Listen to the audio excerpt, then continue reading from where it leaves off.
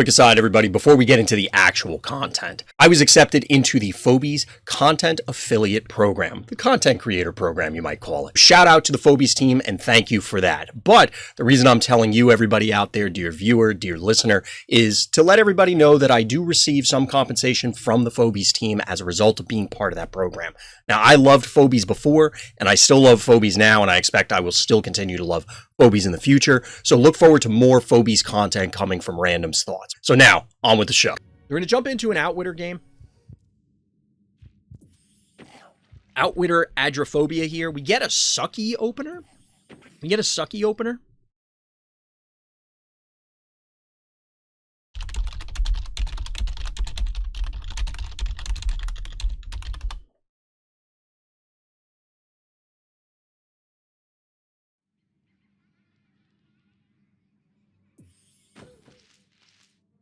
So we get the sucky opener into a more standard opener from our orange player. They do bank to that fourth key. We'll have to see how this goes.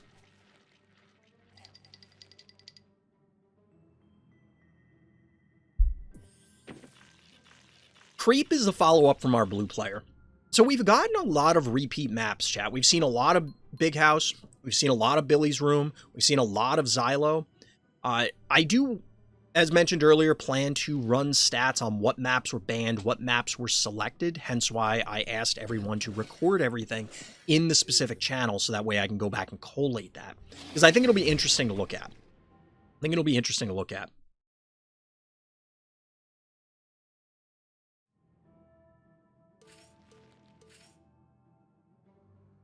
So the Gravedigger play apparently got retracted, which is bold. It's interesting. I do like the shading here. I don't know if people notice this sort of thing, but like the shadow shading here on the sucky, as well as on the creep. You can't see it as well on the cat. You can kind of see it here halfway, a little bit. But you can see the light sources. Again, shout out to the Phobies team. They, of course, are sponsoring the event by providing prizes. I am part of the content affiliate program. They give me stuff. We'll have to see how this goes.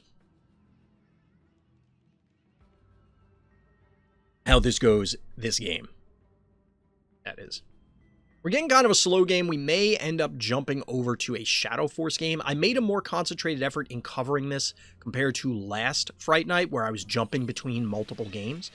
You'll have to let me know as the viewers which you prefer, watching the whole game out versus jumping in between to try and catch what the exciting moments are. It's difficult, clearly, to jump between them when I don't know what we're jumping into or out of necessarily. You know, we may see the obvious play here that, oh, well, this is going to be blah. Like, this play is about to happen, so we want to see it, make sure we don't leave. It's entirely possible that we leave the game and then, oops, we shouldn't have, sort of thing. But here we're getting Innocuous, locking down the board in the near future, going to be able to put a hurt on these turrets from range. The Sucky opener here actually is fairly stable. 1,300 health. Yeah, it took a hit here, but I didn't mean to click off. Bloodsucker here is going to allow a pretty significant life leech and putting some pressure. Now, the thing is that leaping onto either of these is going to keep it in range. We're going to get a Misanthrope. Second Misanthrope we've seen on the day. So this Sucky is a little more vulnerable here. And the creep obviously isn't as valuable. But we're still looking at, this is 840 plus another 275 plus the hits from here. This is probably a dead Sucky even if this Misanthrope goes down. Which it's up for debate whether it even would, realistically. Our orange player is banked to 4.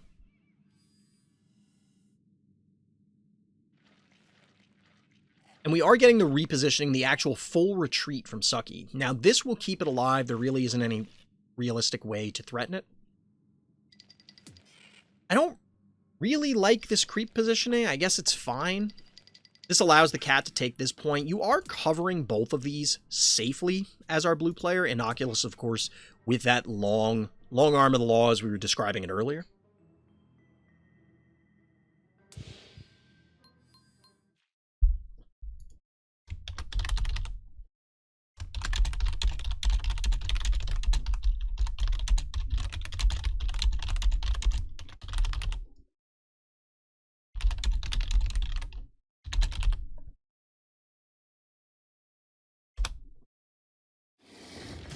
So the Gravedigger from earlier does finally make an appearance. It allows for some more mobility. I think this is the first Gravedigger that I've seen on this map in some time that wasn't trying to set up a block realistically. But we do occasionally see some of these breaks. It allows for clearly a lot more mobility, as pointed out, maneuverability. Allows you to stage a little bit better. Yeah, a little bit of misanthrope action coming in. Little bit of misanthrope action. Although this misanthrope doesn't appear that it's going to be much longer for this world. However, never mind. I was going to say the attacks are going down, in fact, on Cowbell, but I guess our blue player is kind of debating. They are debating which is higher priority. I think you take the higher key kill if you're going to do this. The alternative would be actually to just hang back and instead leave the Sucky back here, pick off the Cowbell. That probably still results in a dead Sucky. But we're going to get a takedown on both. And actually an invade here. Now this Bowmangles can off the Snowball. But this aggressive push, the trap makes life a little more complex here. I was going to say it was looking good. You have some fairly tanky Phobies. If they try to kill your Cowbell, they're going to end up trading poorly. It's a little tough. It's a little tough. But the trap softens things up. I think you're just shy of killing this. Nope, never mind. You have plenty of damage. Plenty of damage to eliminate it. 4 keys down for our blue player, 4 keys down for our orange player, but panic point advantage is in favor of our orange player. And right now, this is this vulnerable? 300, 1100. Exactly enough to kill this Gravedigger. And that's probably what you take, right? Ooh, you're going for the Unicorn. Going for the Unicorn is kind of bold. I feel like you're better off taking the Gravedigger here. It's a higher damage threat. It has an ability as well. Ooh, a Thunder Rocks to counter the Bowmangles with our orange player banking to 7. That's pretty aggressive. Chad is pointing out that they were thinking that our blue player was banking for a Hevo or other large phobie. Not so much. Not so much. Instead, we're seeing Thunder Rocks and Boom come out. Or not the Boom. Merely a Thunder Rocks, but that is a significant threat to this Bowmangles. 1550 health versus 700. It will tank 2 hits from this, but clearly there's a lot to supplement. There's a lot of ways that you can end up putting more pressure on. Full retreat, well, maybe not full retreat, but a retreat here from the Gravedigger. Panic point advantage in favor of our blue player.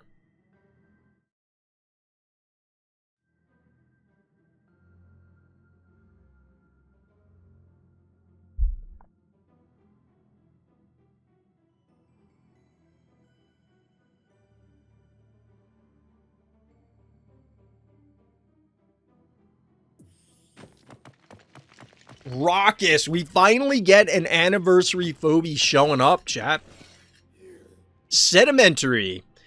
We don't have any yoinks here. It is dimensional. It does have an AoE attack, so this is very interesting. It's fairly tanky at 2k health for a mere 4 keys. 6 keys banked for and available for both players.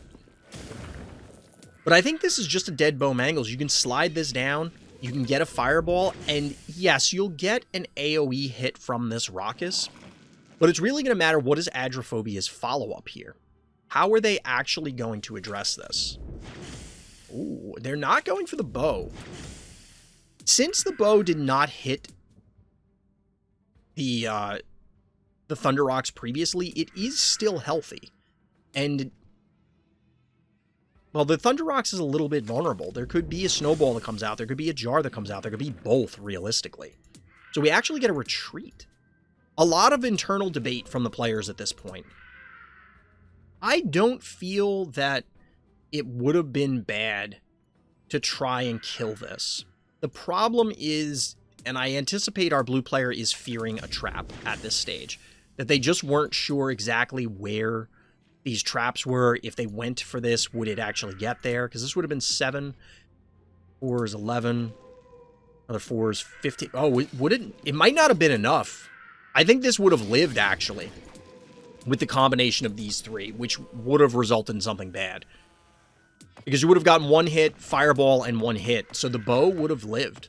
That would have been very bad. So this body block is salient. It's going to prevent the bow mangles from going down. And now you have to somehow dislodge all of these phobies. 9 keys banked. 9 available here. We'll see if we do ultimately get a Hevo 3.0. And honestly, this is a pretty juicy Hevo hit. It's a pretty juicy Hevo hit because you can just slide up here, lob, tag both of these, and then beat some stuff up. Getting a ping in Discord. Let's see.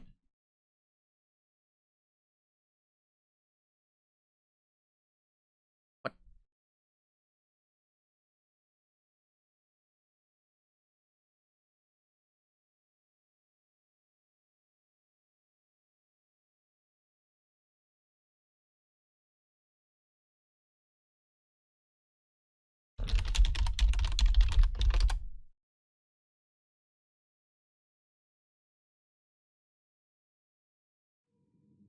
We actually get a boss.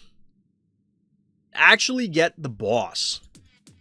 You go for the bow if you were the blue player. On that other turn, I don't think you get there. So it would have been 700, 1100, 1520 to a 1550 health bow at the time. So it would have lived. You would have been overextended. I understand why they didn't do it.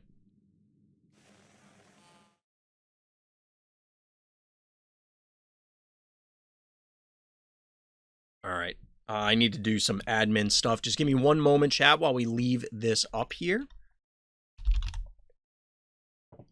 We're watching this one. I know there's no sound because I'm trying to manage Discord simultaneously. We're going to switch it like this so I can see it a little bit easier. There we go.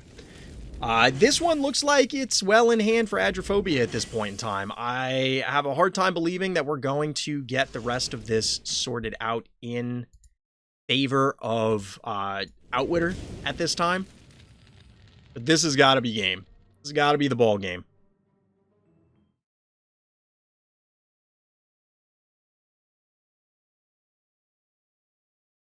Okay. No, people can't.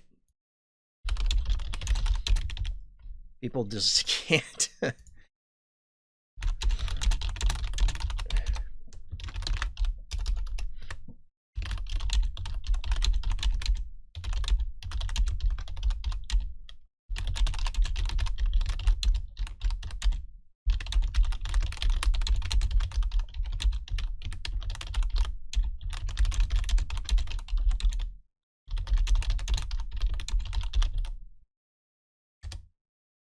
Ball game. GG. Boss bossing around. That is correct. Or is he a smiley? Smiley. Oh, baby. This one's probably going down. Yelling timber. You better move. You better ball game. GG. All right. Well, that was quick. That was quick.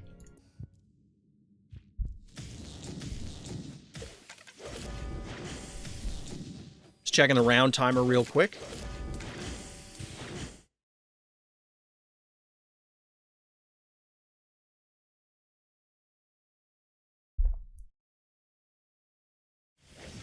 We actually see a microscopic showing up, chat. That's bold.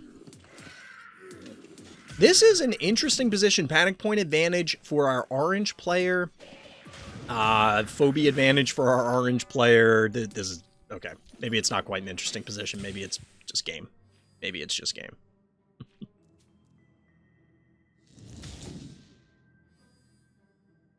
Maybe it's just a ball game here.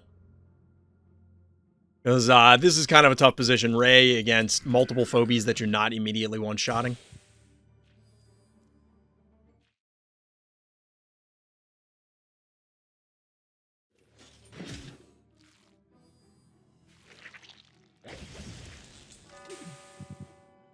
Ball game. Happy Chappy, winner. Back on hold still. This has been a popular map as we were describing earlier. Obviously, the game is trying to catch me up as we're joining the game. We got a whole lot of aliens here. We got some hematic gin sting, some other classical phobies. Some other classic phobies.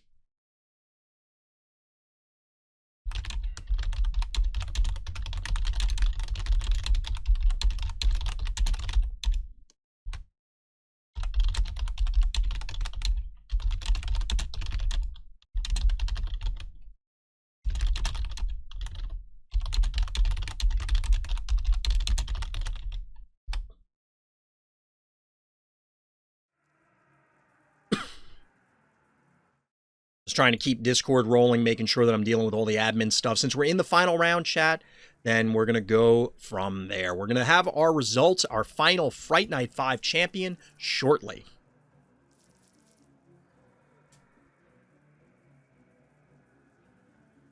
So at this point in time, we're looking at...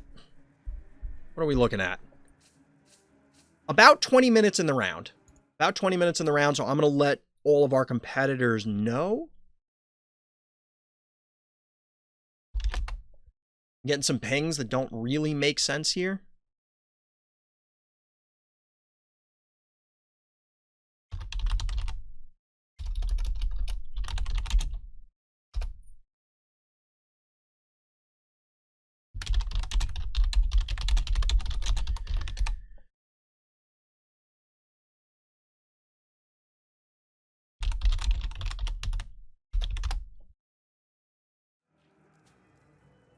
All right. Getting a big stare down here. I know I wasn't missing too much for what's going on. Gave me the opportunity to square away some of the admin stuff, although people are continuing to ping me. I'm very popular when this stuff happens.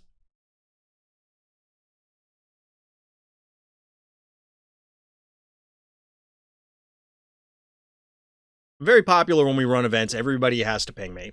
Like I said, I may look into trying to bring an admin to help me out for this going forward. We'll have to see how that plays out.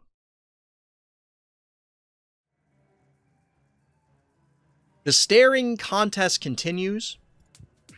It begs the question, are the players conscious?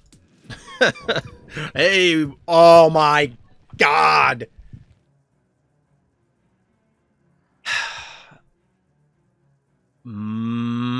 It's happening. We saw one of these earlier.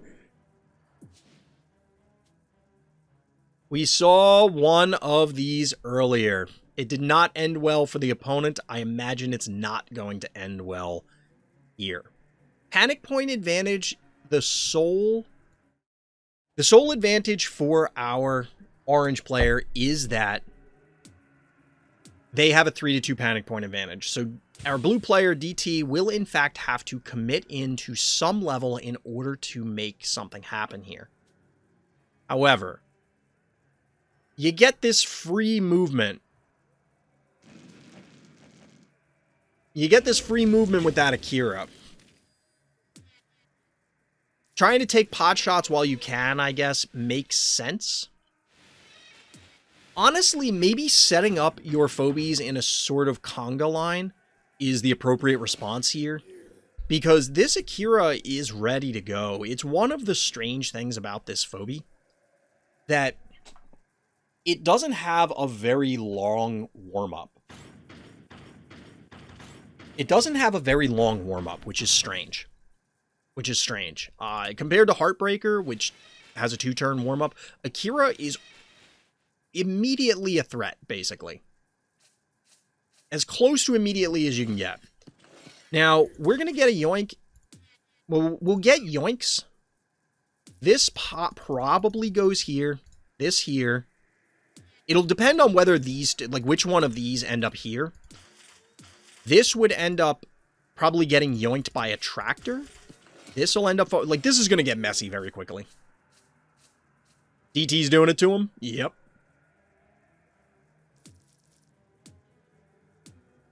DT's doing it. Oh, no. Didn't quite run out of time on the timer. You can see it a little bit by my head. All right, do we get the yoinks right away is the question. Because you have a Gonzo that's live, you have the Akira, you have the Attractor, you have, like, everything's ready.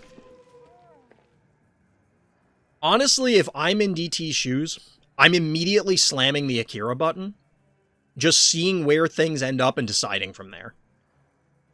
I feel like there's almost no reason to not Akira here. You don't even have to move immediately because remember, all of your phobies are going to get pulled together due to yoinks.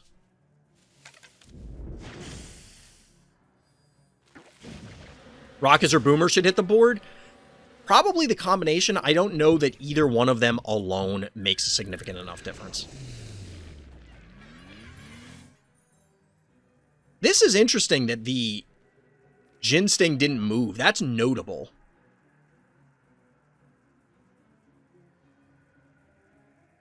I guess the pull is centered on Akira, so it's trying to pull it in, so it wasn't going to move. But I feel like DT has not even tested the Akira yoink initially. Instead, immediately trying to take out this, take out the snowball.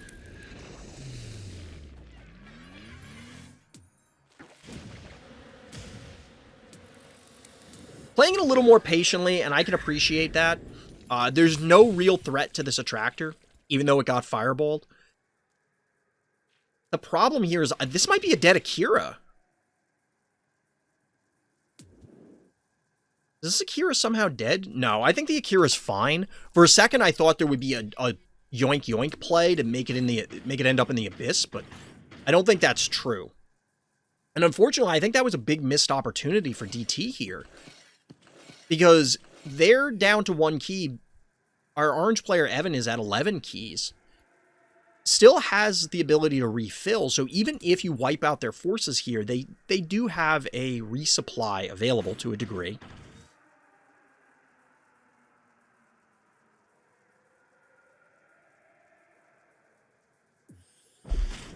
And Hevo 3.0 is part of that resupply. 2 keys remaining. Panic point advantage is maintained by our orange player. But I think DT needed to advance a little bit somewhere. Like maybe put Crushmore here sort of thing. Maybe the Inoculus is here. It's going to take another turn or two, I think, to set up a really great Akira, because now things are out of the attractor range. I think you needed to Akira last turn and then attractor things forward.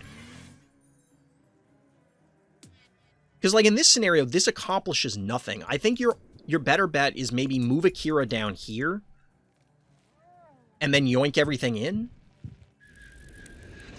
Or this works, I guess, too. So then you can get a yoink here, but that's not even great.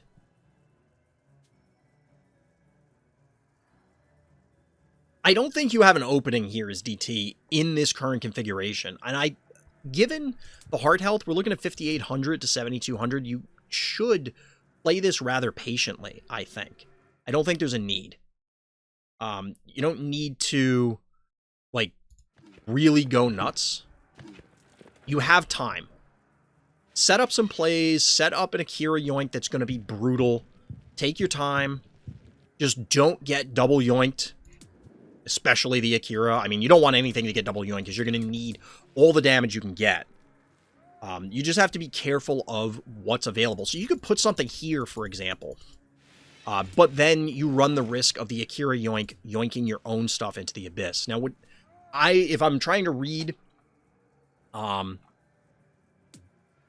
If I'm trying to read DT's thoughts here, I think this is a threat saying, I'm going to go threaten your heart. Come stop me. And if you do, I'm going to Akira yoink you / attractor yoink you into oblivion. But I think Evan has the opportunity here. Maybe just send in the Gravedigger. Back cap this point. Split DT's forces, possibly. Maybe set something else up along those lines. Like, you can kind of invite DT in to a degree.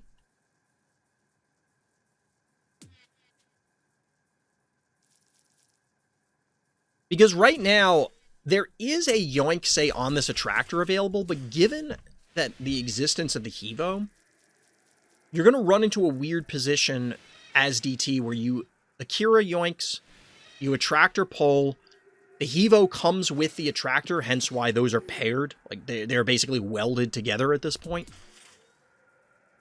And then the Hevo is, you're just not getting, you don't have enough damage to kill both of them. It's just not happening. And clearly, our orange player is going to be avoiding the Abyss like the plague. So the big thing here, 1, 2, 3, 4, 1, 2, 3, 4, 5, 6, 7, maxed out on Phobies. 1, 2, 3, 4, 5, 6, 7, maxed out on Phobies. I was going to say maybe DT should pop a 1 key out, recap this point, and say, hey, I have the panic point advantage. You have to commit something. But that's just not available. It's not an available option. It may even be worth it at this point in time. Burn the cooldown. Snipe anything. It doesn't matter what. Just kill something. Just eliminate something from the board and then go from there.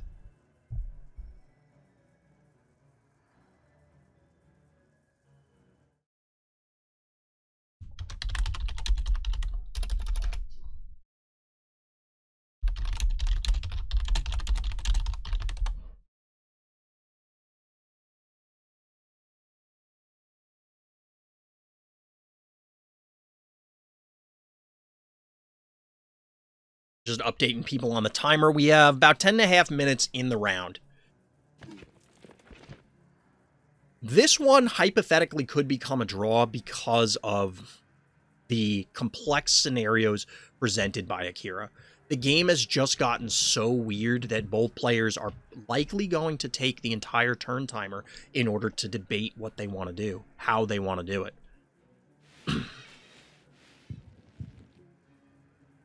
And that's why I think one of the players needs to, if they want to try and play for a win, they need to do something aggressive. They can't play back. You, of course, risk the loss, but a draw isn't exactly satisfying.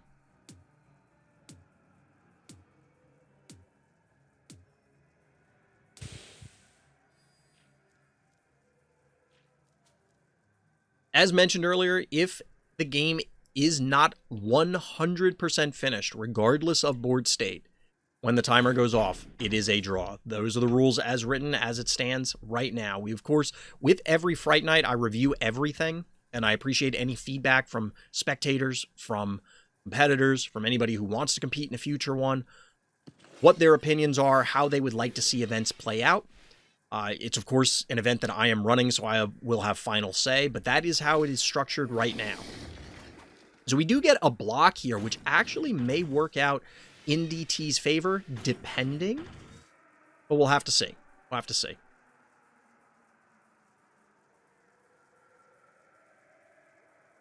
Because the reason this may work out in DT's favor is because this is targetable by the attractor. The problem is that the yoinks... Hovering things around the Abyss is going to be complicated because the yoinks goes off, maybe accidentally yoinks the blue player's attractor into the pit, and then you have to undo it, and the animation's long, and we're running low on time, and all of these factors play in to what the plays and the lines are going to be. Now, to be honest, there is not... you have to say that the advantage is for DT here, with Akira on the board. But it's not unwinnable for Evan here. It's not unwinnable for our orange player.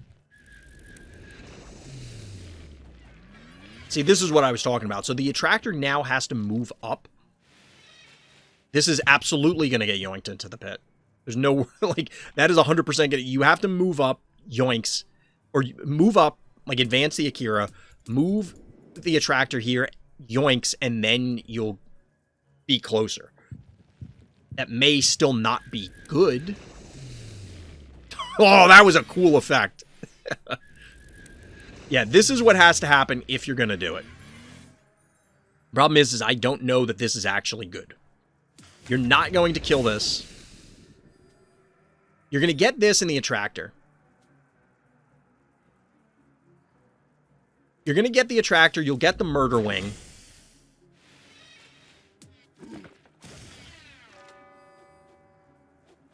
It may be worth, yeah, retreating this. I think this is worth it. The Akira probably dies because, like, literally everything can hit it. I don't know that... Well, I take it back. Maybe this isn't worth it. You're trading Akira for these two, which is 9 keys, but Akira's clearly a bigger threat. Panic point advantage does flip for DT.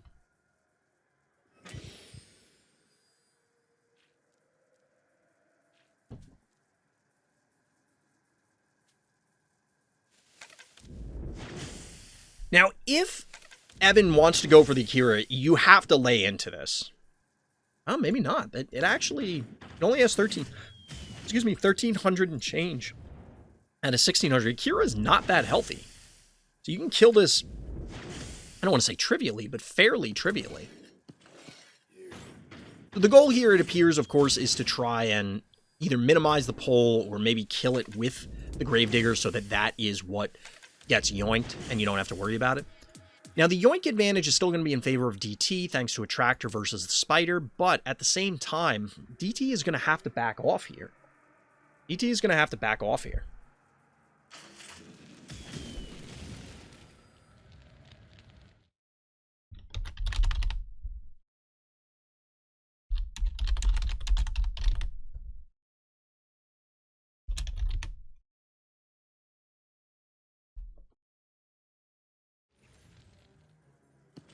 Giving the players a reminder. So in fact, it does go down.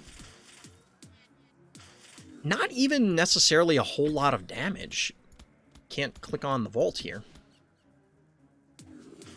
It's dimensional, but like, we didn't, yeah, 9 keys incinerated. Like I said, 9 keys for 9 keys. Technically, it was even. You could make an argument that the Akira was more valuable for, you know, lots of reasons. DT still has the Attractor, but the Attractor is vulnerable. It has to retreat, or otherwise an invade from the Evo probably is game over.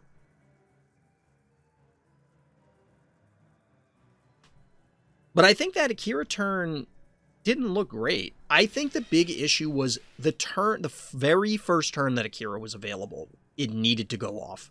And I think there was a line there that could have been beneficial to DT.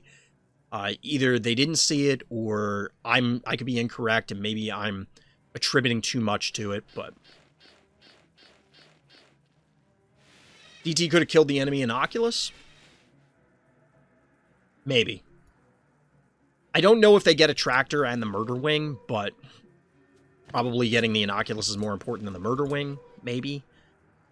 It would have resulted in less damage on the Akira, but I think the Akira going in the way it did, it was 100% dead no matter what.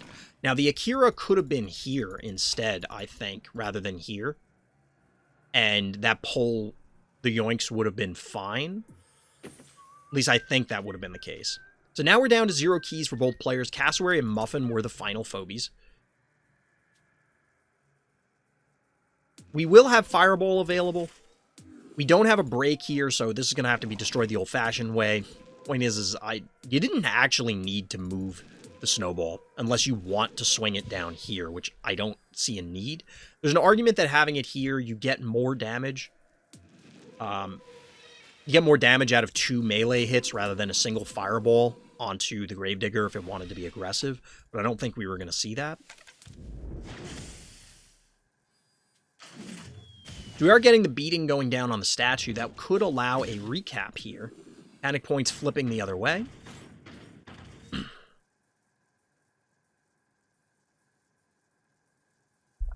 Getting some pings in Discord. Let's see.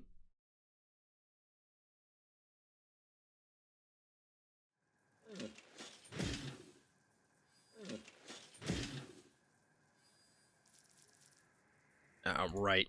That got squared away. It's fun when somebody presents something and then they fix it themselves. Like, oh yeah, we read the instructions.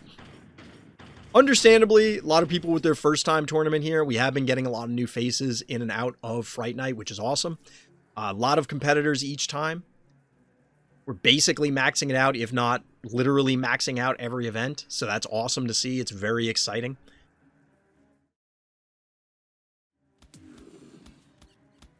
So we're getting the big debate here from both players. It is, in fact, coming down to the wire at this point in time.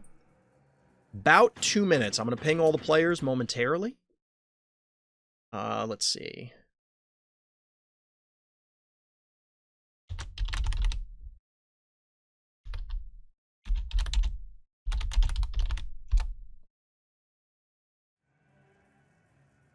At this point, unless one of the players just walks all their Phobies into the other player, I imagine we're going to see a draw. And this is a game that would have been exciting to see play out to its natural conclusion. We do have an event to run. You do have an event to run.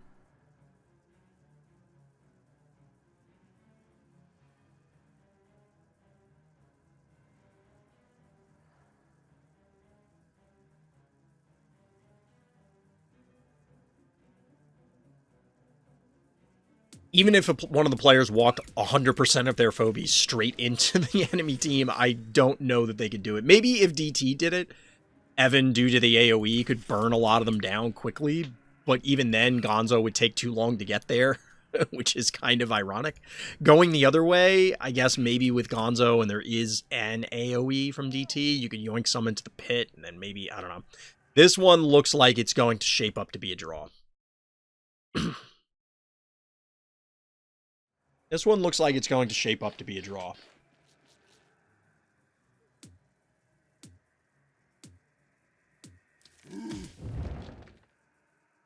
DT naturally playing it a little safe here. I can't fault them. It could go either way for either player at this point. Although this seems to be a slight error by DT, because, like, yeah, you can do this. I mean, I guess this is potentially a bait, because now you could attractor yoink, but, like, I guess trading Innocuous for Spider, that's probably worth it overall. Probably.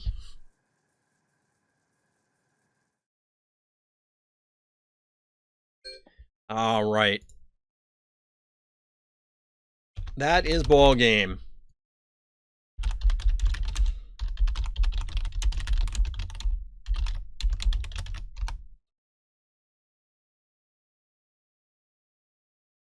So we have our final standings chat. In 1 second, I'm going to post it to Discord first. And then that way people can see.